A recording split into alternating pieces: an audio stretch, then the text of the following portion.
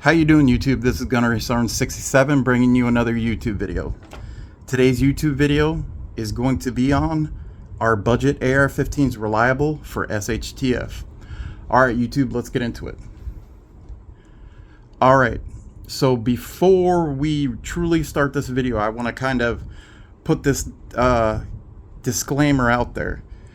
There are going to be quite a few people that are either going to enjoy this video and completely agree with it, or the other half is going to completely hate this video and completely disregard the information that I'm going to pass. And I'm not going to take it personal. I understand, and the reason being is because the AR-15 is America's rifle. This particular rifle is the most sold rifle on the North American continent.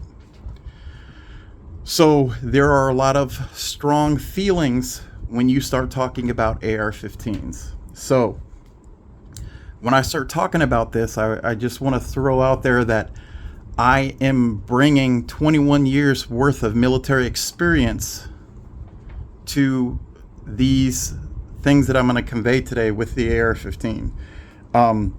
I've utilized this platform of weapon the whole time I was in the Marine Corps, the M16, M4 variant. I've used it in Afghanistan, Iraq, and everywhere else in between.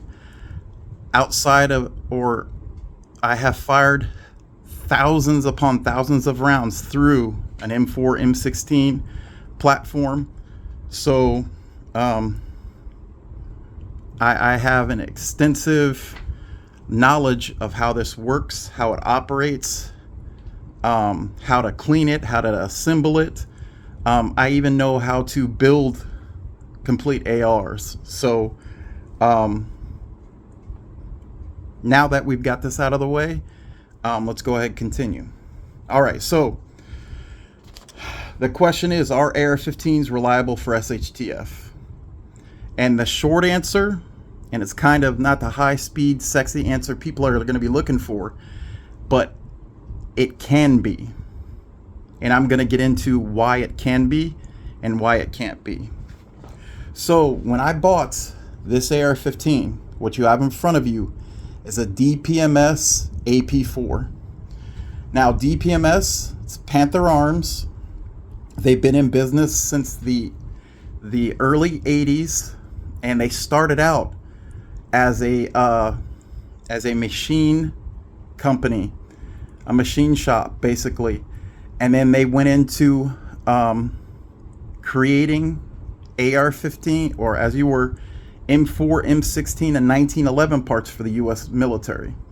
And with that being said, in order to win contracts like that, you have to make mil spec in regards to these parts. So they constantly re-up this contract, and they did very well. So the internal parts and the way DPMS AR-15s and AR-10s are built are very, very solid AR-15s. Now in 1989, they went to building their own AR-15 platform, and they also started building an AR-10 platform. DPMS is a solid company, and even in 2005 they won a award called the Bullseye Award, the NRA Bullseye Award. So, and it was specifically for their AR-10 platform, the LR-308, a very, very solid and popular rifle at the time. Now, when I bought my AR-15 originally, it was not in this configuration. The configuration that it was in was what they called a DPMS Panther Arms Oracle. Now the Oracle, the lower is the same on any of the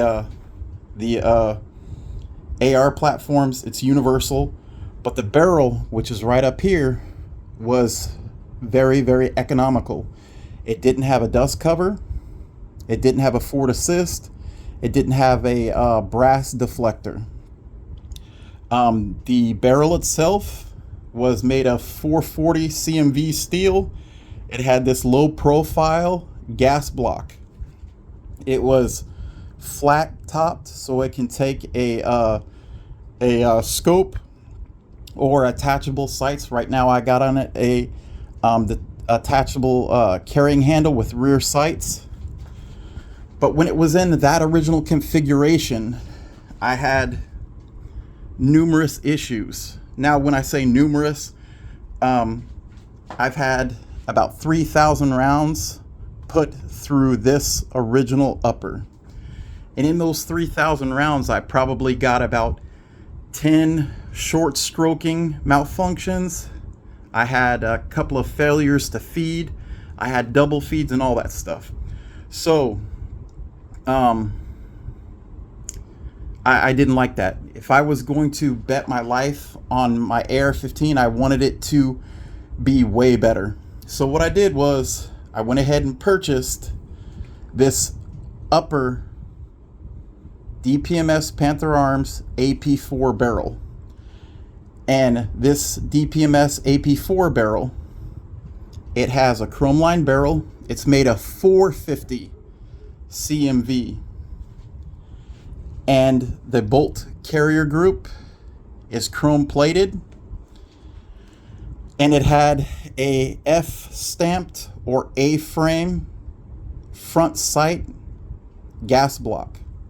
Now, with this upper, I have almost 4,000 rounds through this specific configuration right here.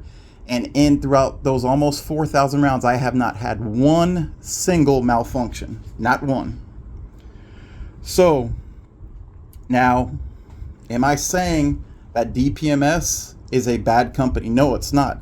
In my opinion, it's one of the better companies because of the simple fact that they have been manufacturing mil-spec parts for the federal government since 1984, 85, I do believe.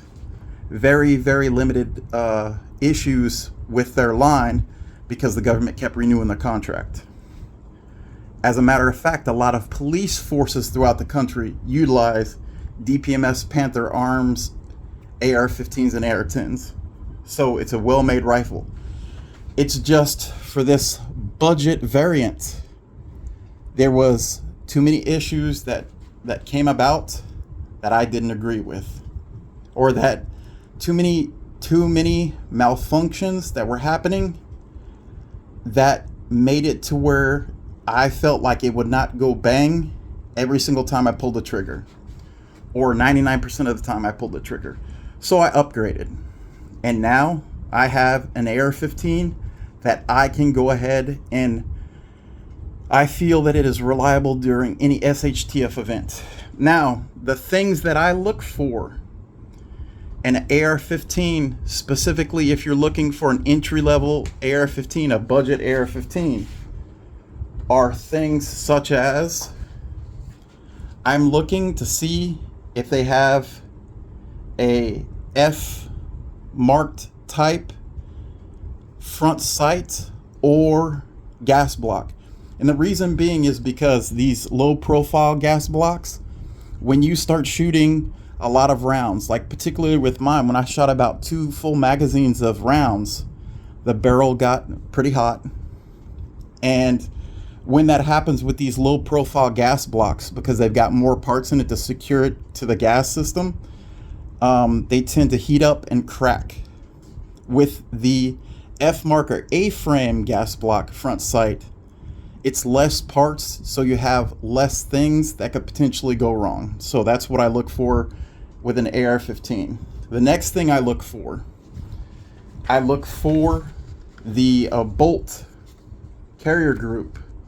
I look to see if the gas key screws or bolts are staked. Now, what I mean by staked, let me pull this out and show you. What I mean by staked, I don't know if you can see this, but right here where the bolts are, they go ahead and make an indentation which kind of locks these screws in, and it keeps these screws from backing out as you're firing the gun.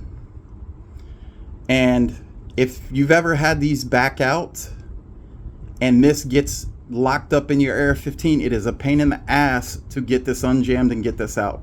So when you're looking for a budget or entry-level AR-15, look to see if your bolts are, your gas key bolts are stapled, because if they are, chances are that the manufacturer of that bolt and that AR-15 hasn't skimped corners in order to give you a quality AR-15. That probably means the other things are pretty solid as well.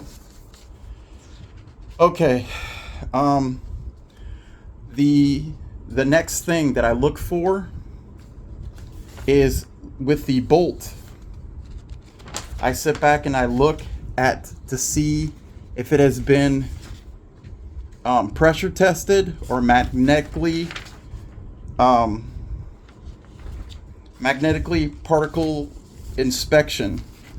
Now, with that, they make sure that they do tests and make sure that the bolt can take the pressure of all the rounds going through it. And also the other test, the magnetic particle inspection, is they magnetize the bolt. They basically can throw it in a vat full of metal shavings.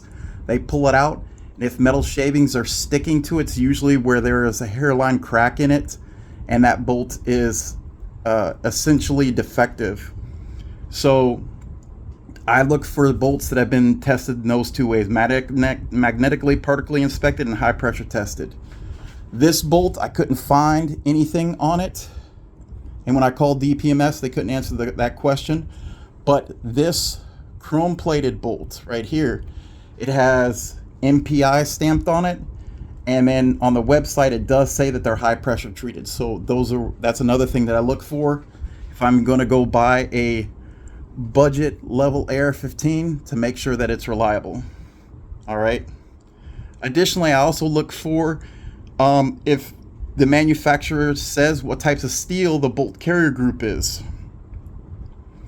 Usually if they can't tell you, then it's usually made of some substandard material, and buyer beware.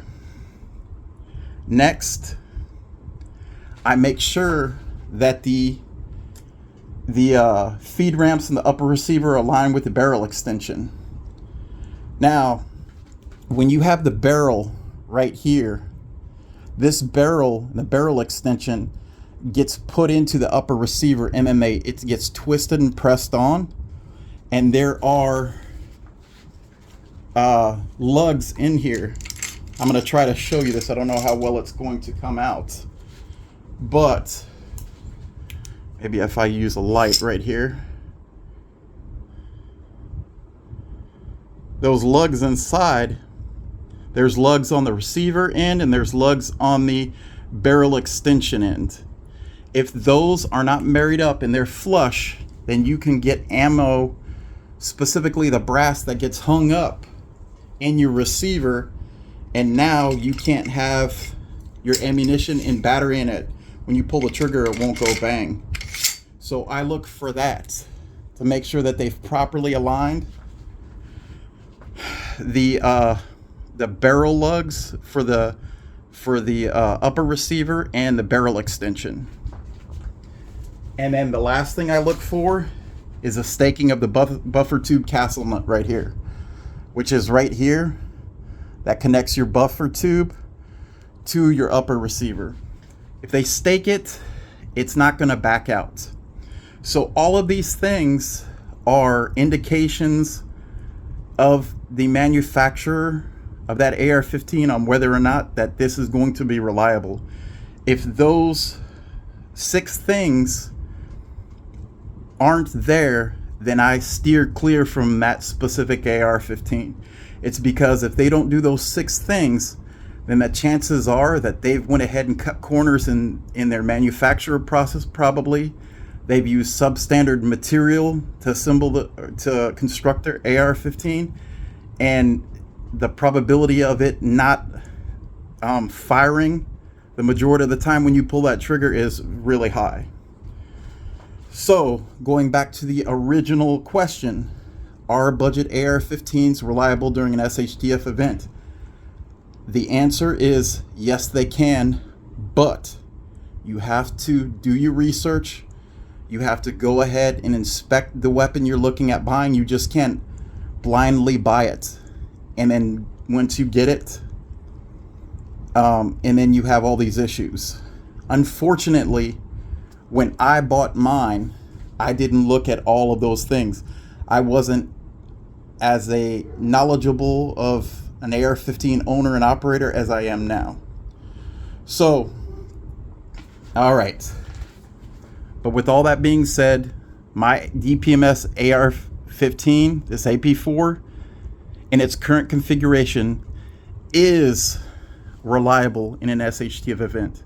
Again, I out almost 4,000 rounds through this current configuration and not one single malfunction.